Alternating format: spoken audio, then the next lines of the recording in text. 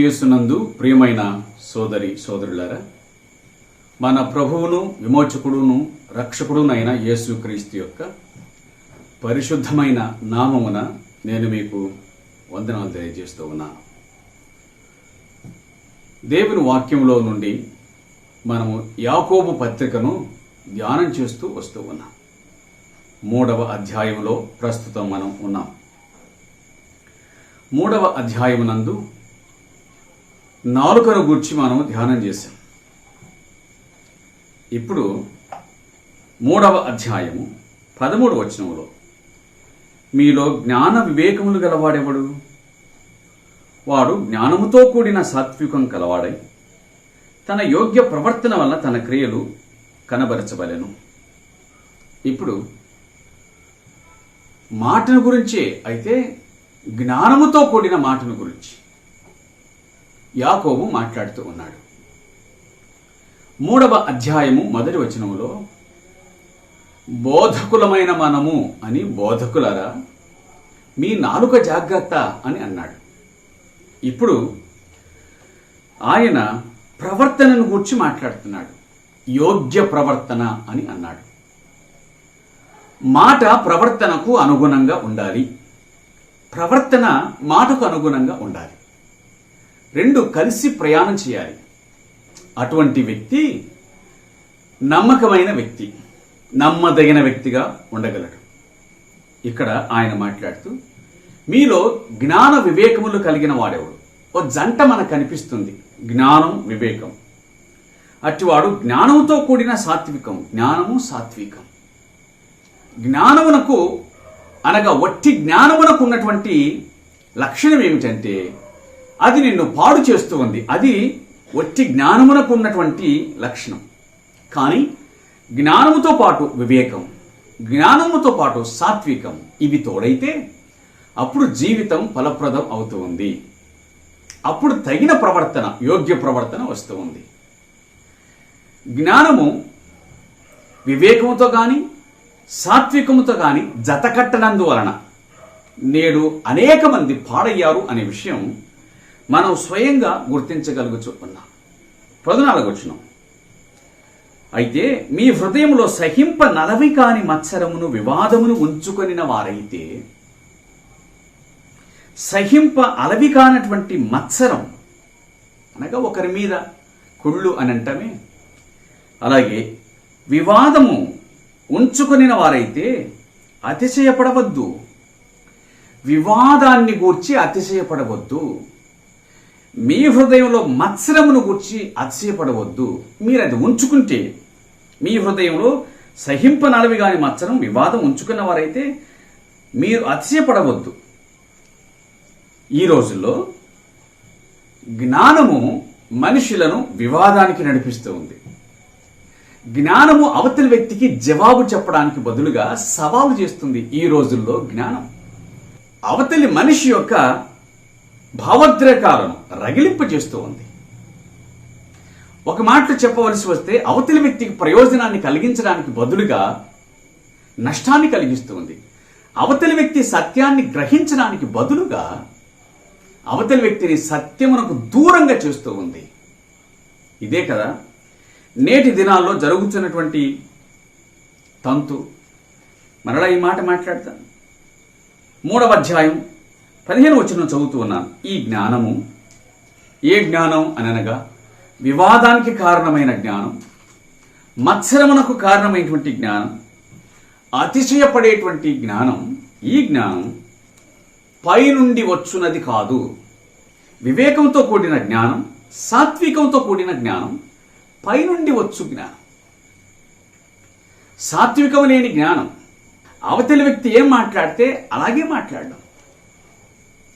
నేను దేవుని బిడ్డను, నేను బోధకుడను అని మరచిపోయి అవతలి వ్యక్తికి తాను ఒక ప్రత్యేకమైన వ్యక్తిని అని చూపించడానికి బదులుగా ఆ వ్యక్తిలో తాను కలిసిపోయి అదే రీతిన ప్రవర్తించడం అన్నటువంటిది ఉంది. అది పైనుండి వచ్చు జ్ఞానం మాత్రం కానే కాదు అని దేవుని గ్రంథం బహు స్పష్టంగా మనకు తెలియజేస్తుంది. అది భూ సంబంధమైనది, అది ప్రకృతి సంబంధమైనది, అది దయ్యముల జ్ఞానము వంటి జ్ఞానం. దయ్యముల జ్ఞానం వంటి జ్ఞానం అన్నాడే. ఈ దయ్యముల జ్ఞానములో సత్యం ఉండదు.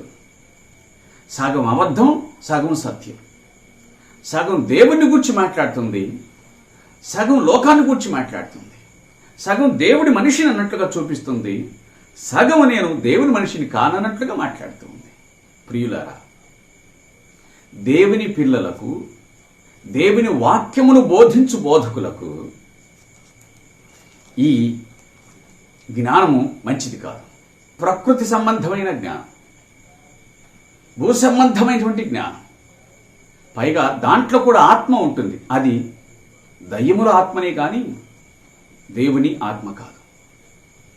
అందుకు మన జ్ఞానం ఎటువంటిది అని ఆలోచించవలసిన బద్ధులమై ఉన్నాం. ఏలయనగా మత్సరమును వివాదమును ఎక్కడ ఉండునో అక్కడ అల్లరి ప్రతి నీచమైన కార్యం ఉండును. మత్సరమును వివాదమును అన్నాడు. వివాదం అనే మాట మరొకసారి ఇక్కడ కనిపిస్తుంది. వివాదం అనేటువంటి ఈ మాట ఇంతకు ముందు కూడా కనిపించింది. అది 14వ వచనంలో, 2 చోట్ల, 14వ వచనం, 15వ వచనం. వివాదము ఎక్కడ ఉండునో అక్కడ అల్లరి ప్రతి నీచ కార్యం. ఏమండి, దైవ సంబంధమైన జ్ఞానం వివాదమును తీసుకొని వస్తుందా? పౌలును ఉదాహరణగా వాడతారేమో. వివాదమును తీసుకొని వచ్చిన అల్లరి నీచ కార్యం ఏమైనా ఉంటుందా? ఉండదే. ఎందుకంటే పౌలు కంటే మించిన జ్ఞాని ఎవరు లేరు. ఆత్మ సంబంధమైన విషయములలో అతన్ని మించిన వారు మనకు కనిపించరు. క్రొత్త నిబంధన గ్రంథాన్ని సగము రాసినటువంటి వాడు దైవాత్మ ప్రేరణ చేత. ప్రియులారా, అట్టివాడు ఎక్కడైనా కానీ సువార్తను ప్రకటించగా, వాదించగా విన్నవారు విన్నారు, వినని వారు తొలగిపోయారు. కానీ ఎక్కడే గాని తన భాష వలన, తన ప్రవర్తన వలన, అవతలి వ్యక్తుల ప్రవర్తన వేరు, కానీ తన ప్రవర్తన వలన ఎక్కడే కాని అతడు దేవుని నామమునకు అవమానమును కలిగించిన వాడు కానే కాడు. ఈ సంగతిని జ్ఞాపకం చేసుకుందాం. దేవుని నామం మహింపరచబడ్డానికి దేవుని దాసుడు కారకుడయ్యాడు, కానీ దేవుని నామం అవమానపరచబడ్డానికి దేవుని దాసుడు కారకుడు కాలేడు. ఈ సంగతిని మన జీవితాల్లో జ్ఞాపకం ఉంచుకుందుముగాక. నేటి దినాల్లో మనం చూస్తున్నదేమిటి? తెలుగు క్రైస్తవ ప్రపంచంలో మనం వింటున్నదేమిటి? ఎంత విచిత్రమైనటువంటి విషయాలు కనిపిస్తూ ఉన్నాయి. అసలు అన్ని జనులు దేవుని వాక్యాన్ని వినగలుగుతారా? మన ప్రవర్తనను కళ్ళారా చూస్తున్నటువంటి వారు, మనం ఏం చేస్తున్నామో వింటున్నటువంటి వారు దేవుని వాక్యాన్ని వినడానికి ఇష్టపడతారా? విచారకరమైనటువంటి విషయం. ఎక్కడికి వెళ్ళినా దేవుని నామమును ఊరేగించిన వారు తమ ప్రవర్తన చేత మనకు కనిపిస్తారు, గాని దేవుని నామాన్ని అవమానం చేసినటువంటి రీతిలో నేడు అనేక మంది కనిపిస్తూ ఉన్నారు. అది ప్రకృతి సంబంధమైనటువంటి జ్ఞానం, పగతో నిండినటువంటి జ్ఞానం, మనుషులను సంపాదించుకునే జ్ఞానం కాదనేటువంటి విషయం దేవుని వాక్యం మనకు గుర్తు చేస్తూ ఉంది. మంచిది. ఇక ఆ తరువాత 3వ అధ్యాయము 17వ వచనం, పైనుండి వచ్చు జ్ఞానం అని అన్నాడు. జ్ఞానము 2 రకములు. ఒకటి భూ సంబంధమైనది, రెండవది పైనుంచి వచ్చు జ్ఞానం. ఒకటి ప్రకృతి సంబంధమైనది, మరొకటి దేవుని యొద్ద నుంచి వచ్చు జ్ఞానం. ఈ జ్ఞానం ఎలాంటిది అని అనగా పవిత్రమైనది అని వ్రాయబడి ఉంది. పవిత్రమైనది అంటే దాన్ని వివరించాల్సిన అక్కర లేకుండా అది మనకు అర్థమవుతుంది. అంటే దైవ సంబంధమైనటువంటి ఈ జ్ఞానం నందు ఏ లోపం మనకు కనిపించదు, ఎక్కడే కానీ ఏ మచ్చ మనకు కనిపించదు, ఏ కోణంలో, ఏ రంగంలోనైనప్పటికీ కూడా. తరువాత సమాధానకరమైనది, మృదువైనది, సులభముగా లోబడినది, కనికరముతోనూ మంచి ఫలముతోనూ నిండుకున్నది, పక్షపాతమైనను వేషధారణైన లేనిది ఉన్నది. ఇది పైనుండి వచ్చు జ్ఞానం. మళ్ళీ ఆ మాటలను నేను చదువుతాను. పైనుండి వచ్చు జ్ఞానము పవిత్రమైనది. నేను ఈ మాటను ఇలాగని చెబుతూ ఉన్నాను. మేము జ్ఞానులం అని అనుకునే వాళ్ళు అనేక విషయాల్లో అపవిత్రులుగా బ్రతుకుతూ ఉన్నారు. వారి సంగతులు మనం వింటూ ఉన్నాం, కంటూ ఉన్నాం. ఆయన వారు జ్ఞానులుగా చలామణి అవుతున్నారు అంతే. ఇంతకు ముందు ఎవరైనా సరే అపవిత్రతతో ఉన్నారంటే సంఘం వారిని వాడుకునేది కాదు. ఒక మాటలో చెప్పవలసి వస్తే గనుక సంఘము వారిని ప్రక్కన పెట్టేది. బహిష్కరించినా బహిష్కరించకపోయినా సంఘం వారిని ప్రక్కన పెట్టేది, వారు ఎంత జ్ఞానులైనప్పటికీ కూడా. కానీ ఇప్పుడు పరిస్థితులు మారాయి. జ్ఞానాన్ని చూస్తూ ఉన్నారు కానీ జీవితాన్ని చూడటం లేదు. వారి పలుకుబడిని చూస్తున్నారు కానీ పవిత్రతను చూడటం లేదు. వారెంత సమర్థులో ఆ సంగతిని చూస్తున్నారు కానీ వారి ప్రవర్తనను మాత్రం చూడట్లేదు. ఇది అన్యాయమైనటువంటి విషయం అని గుర్తుంచుకోవాలి. ప్రియులారా, మొట్టమొదట ప్రభువు పరిశుద్ధుడు. పరిశుద్ధుడు ఆయన మనుషులను మొట్టమొదటిగా పరిశుద్ధపరుస్తాడు. కాబట్టి పరిశుద్ధత అన్నటువంటిది దేవునికి మనిషికి మధ్య సాంగత్యాన్ని కలిగించేటువంటి విషయం, జ్ఞానం కాదు. దేవుడు మన జ్ఞానమును కాదు పట్టించుకునేది, దేవుడు మన పరిశుద్ధతను పట్టించుకుంటున్నాడు. దేవుడు మన పరిశుద్ధతను కోరుచు ఉన్నాడు. ఒక మాట చెబుతున్నా, ఈ రోజుల్లో జ్ఞానులు బయలుదేరారు కానీ క్రైస్తవ్యంలో 50 ఏళ్ల కిందట చదువురాని వారే దేవుని వాక్యాన్ని ప్రకటించేవారు.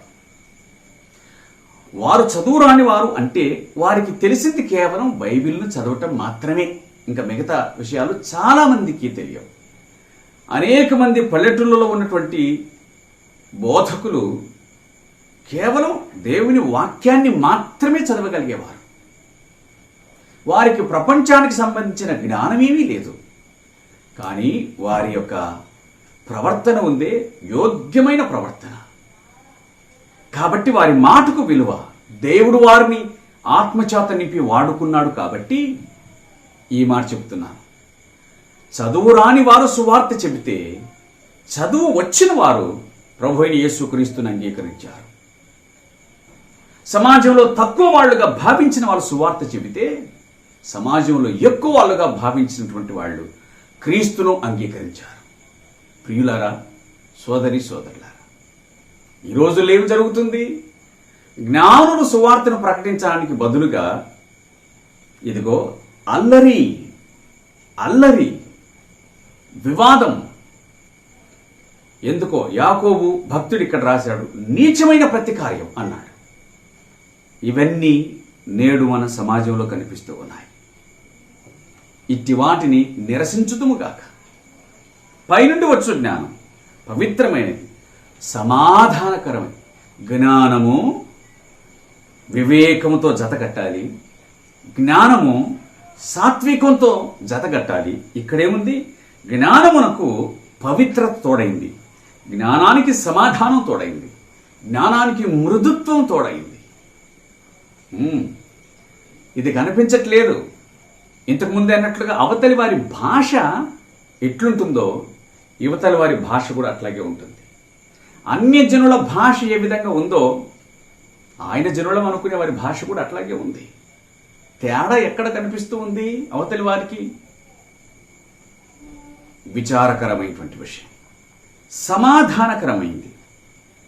మనము శత్రుత్వము చేత క్రీస్తును ప్రకటించలేము, ప్రజలను సంపాదించలేము. మొదటి శతాబ్దంలో వీళ్ళకంటే మించిన జ్ఞానులు ఉన్నారు. కానీ అక్కడ మనకు కనిపించింది ఏమిటి అని అనగా, ఆ జ్ఞానము దేవుని నుంచి వచ్చినటువంటి జ్ఞానం. అది మనుషులను సమాధానపరిచింది, శత్రుత్వంలోనికి తీసుకొని వెళ్ళలేదు. ఒకవేళ విన్నటువంటి వారు శత్రువులైతే తమంతట తామే, అది వేరు విషయం. కానీ ఏ దేవుని దాసుడు కూడా అవతలి వారిని తనకై తాను శత్రువులుగా తయారు చేయలేదు. మృదువైనది, సులువుగా లోబడినది ఈ జ్ఞానం ఉందే, పైనుండి వచ్చినటువంటి జ్ఞానం. ఇది ఎంత మాత్రమును కూడా విరుద్ధమైనది కాదు. చెబితే వింటుంది, ఆలోచన చేస్తుంది. ఇది పైనుండి వచ్చినటువంటి జ్ఞానం అని దేవుని వాక్యం చెబుతూ ఉంది. కనికరముతోనూ మంచి ఫలముతోనూ నిండుకొనినటువంటి ఏమిటి ఈ జ్ఞానం యొక్క అంతిమ ఫలం అని అనగా, విశ్వాసి అయితే క్షేమాన్ని పొందుతాడు. వీరి జ్ఞానమును బట్టి, ప్రవర్తనను బట్టి, పవిత్రతను బట్టి, యోగ్యతను బట్టి. మారు మనసు పొందని వాడైతే మారు మనసు పొందగలుగుతాడు. ఇది వీరి జ్ఞానం యొక్క అంతిమ ఫలం. రోమాపత్రికలో కూడా ఆ మాటను దేవుని దాసుడు ప్రస్తావించాడు. దాన్ని నేను మీ కొరకు చదువుతూ ఉన్నాను.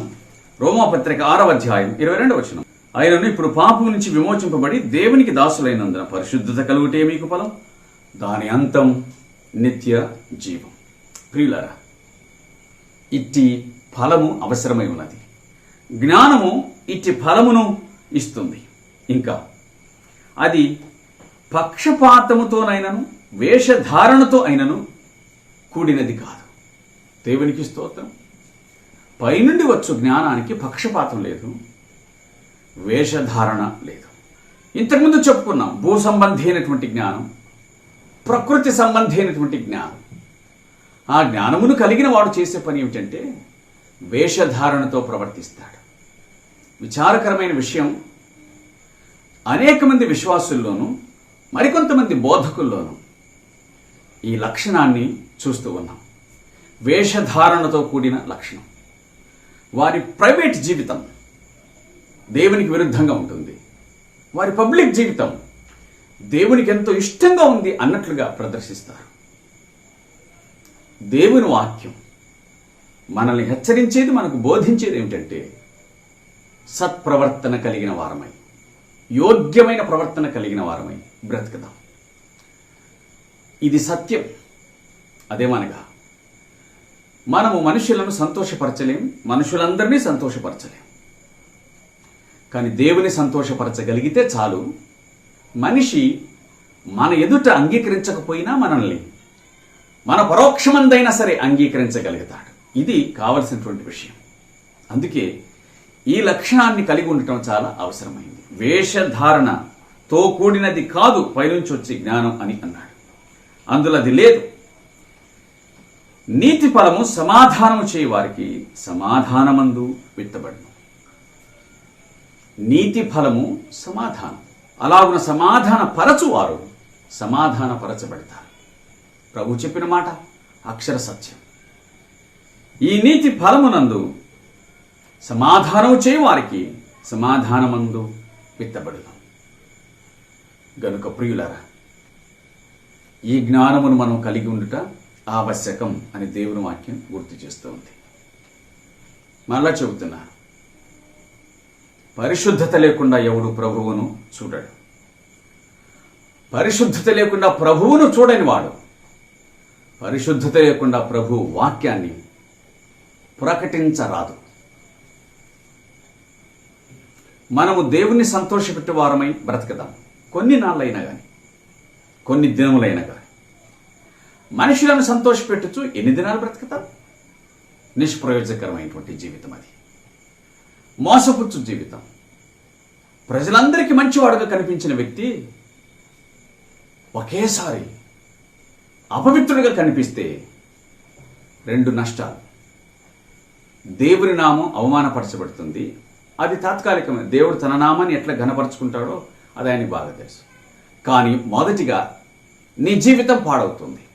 అటివాని జీవితం పాడవుతుంది, సాక్ష్యం చెడిపోతుంది. రెండవదిగా నిన్ను చూసి ఇతరులు కూడా పాడు కావడానికి వీలుంది. గుర్తుంచుకుందాం ఈ మాటలు. మనముండేది బాగు చేయటానికి, బాగుండటానికి, బాగుపడటానికి, బాగు చేయటానికి, పాడు చేయటానికి కాదు, పాడు కావడానికి అసలే కాదు. ఈ మాటలను మన హృదయమందు భద్రం చేసుకుందాం. అందుచేత జ్ఞానము కావాల్సిందే. దానికంటే మించి పవిత్రత ముఖ్యమైనటువంటిది. జ్ఞానము కావాల్సిందే. అయితే అది పైనుండి వచ్చు జ్ఞానమై ఉంటే మనకు క్షేమం కలుగుతూ ఉంది. ఈ భూ సంబంధమైన జ్ఞానంతో విర్రవీగకుందుముగాక. లేఖనాలు తెలుసని విర్రవీగకుందుముగాక. సమాధానం కలిగిన వారమై, సాత్వికము కలిగిన వారమై, సత్ప్రవర్తన కలిగిన వారమై బ్రతికితే జ్ఞానమునకు అర్థం ఉంది. అట్లు కాకపోతే అది నిష్ప్రయోజనాన్ని కలిగిస్తూ ఉంది. ఈ సంగతులను మనస్సును పంచుకుందాం. ప్రియులారా, యూదులు సూచక్రియను అడుగుచున్నారు, గ్రీసు దేశస్థులు జ్ఞానమును అడుగుచున్నారు, కోరుచున్నారు. అంటే మనుషులు జ్ఞానాన్ని ఇష్టపడుతున్నారు. ప్రవర్తన ఎట్లున్నా పర్వాలేదు కానీ జ్ఞానాన్ని కోరుతున్నారు. మేము సిలువ వేయబడిన క్రీస్తును ప్రకటించుచున్నాం. ఆయన దేవుని జ్ఞానం మనుషులకు అర్థం కాదు. కానీ మనిషి దేవునికి అప్పగించుకుంటే దేవుని జ్ఞానం మనిషికి అర్థమవుతుంది. యూదులు సూచక్రియను చూసి మేము ప్రభునందు విశ్వాసం ఉంచుతాం అని అంటున్నారు. గ్రీసు దేశస్థులు జ్ఞానయుక్తమైన మాటలు బట్టి మేము నిన్ను అంగీకరిస్తాం అన్నారు. కానీ ఆయన ఆ రెండిటికీ అంగీకరించలేదు. మేము సిలువ వేయబడిన క్రీస్తును ప్రకటించుచు ఉన్నాం. ఆయనలో ఏ జ్ఞానం లేదు, ఆయనలో ఏ సూచక్రియ లేదు. ఆయనను సూచక్రియ చేయమని అడిగారు, కిందికి దిగమని. దిగలేదు ఆయన. కానీ గొప్ప సూచక్రియని చేశాడు. 3వ దినమున మరణం నుంచి తిరిగి లేచుట. తదుపరి జ్ఞానమును గ్రీసు దేశస్థులు కోరారు. ఆయన దేవుడి జ్ఞానం ఏమిటది? మన పాపం నిమిత్తమై ఆయన చనిపోయి సమాధి చేయబడి తిరిగి లేచాడు. ఆయన వలన మనకు విమోచన. మన పాపమును శాపమును ఆయన మోశాడు. దానివల్ల మనకు రక్షణ కలుగుతుంది. ఇది దేవుని జ్ఞానం. మనిషి జ్ఞానానికి ఇది ఆనదు, అందదు. ఇది దేవుడి జ్ఞానం. ఈ దేవుడి జ్ఞానాన్ని విశ్వసించిన వానికి పాపక్షమాపణ, పరిశుద్ధత, సమాధానం, నిత్యజీవం. దీన్ని పొందుట చాలా అవసరం. ఆ తదుపరి కమ్యూనికేషన్స్ అవసరమైనటువంటి జ్ఞానాన్ని ఆయన అనుగ్రహిస్తాడు. అలాగున ఇంకా ప్రభువును విశ్వసించకపోతే ఆయన విశ్వాసం ఉంచి ఆయన జ్ఞానాన్ని పొంది క్షేమం పొందాలని దేవుని పేట మనవి చేస్తూ ఉన్నాను. అట్టి కృపను దేవుడు అనుగ్రహించి దర్శించునుగాక. ఆమేన్. పరమందున్న మా తండ్రి, పరిశుద్ధమైన మీ నామానికి స్తోత్రాలు చెల్లిస్తుంటున్నాం. మీరు మాకు అనుగ్రహించిన వాక్యం కొరకు మీకు స్తోత్రాలు. మేమెంతటి వారు? నిష్ప్రయోజకులం. ఎంత చేసినప్పటికీ నిష్ప్రయోజకులము, చేయవలసిందే చేశాము అని చెప్పండి అని అన్నారు మా ప్రభు అయిన యేసుక్రీస్తు. ప్రియ తండ్రి, అట్టి విధేయత కలిగి మీకు ఇష్టలుగా జీవించడానికి సహాయం చేయండి. మేము ఉప్పొంగక, విర్రవీగక, అతిశయపడక మీకు అప్పగించుకోవటకు సహాయం చేయమని ప్రార్థన. మృదువైన, సమాధానకరమైన, సాత్వికమైన సత్ప్రవర్తన కలిగి జీవించడానికి సహాయం చేయండి. మీ మాట వింటున్న వారిని దర్శించండి. ఇబ్బందులను వారిని ఆదరించి కనికరించండి. ఎవరికి ఏ అవసరం ఉందో తీర్చమని అడుగుచు అందరినీ క్షేమంతో నింపుమని యేసుక్రీస్తు పేట ప్రార్థించి వేడుకొనుచున్నాము తండ్రి.